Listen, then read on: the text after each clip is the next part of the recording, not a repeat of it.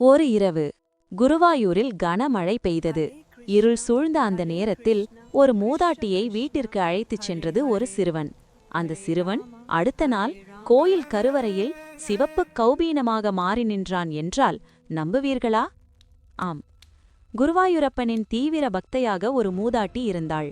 அவள் அனுதினமும் காலையும் மாலையும் குருவாயூரப்பன் சன்னதிக்கு வந்து கண்ணனை மனநிறைவோடு வழிபட்டுச் செல்வதை வழக்கமாக கொண்டிருந்தாள்.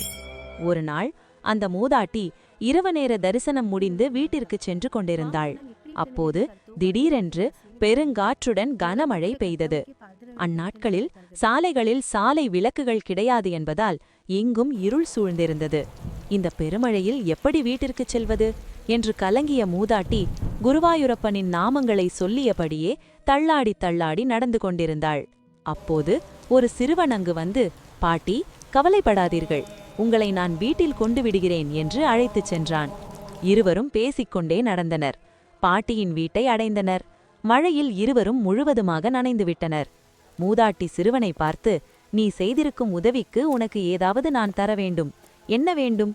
கேள் என்றாள் மூதாட்டி. சிறுவனோ, மழையில் என் உடைகள் நனைந்துவிட்டது, உங்களின் புடவையிலிருந்து ஒரு பகுதியை தாருங்கள் என்றவன் சிறுவன்.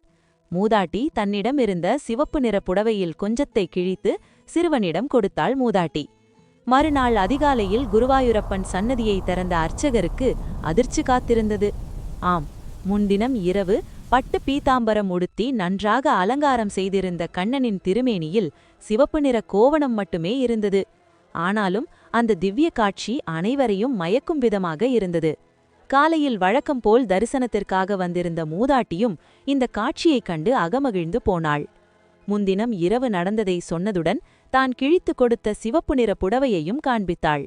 அவள் கிழித்து கொடுத்த ஒரு பகுதியே குருவாயூரப்பன் இடையில் கோவணமாக காட்சியளித்தது. அன்று முதல் குருவாயூரப்பனுக்கு இரவில் சிவப்பு கௌபீனம் சாற்றுவது வழக்கமாக இருந்து வருகிறது.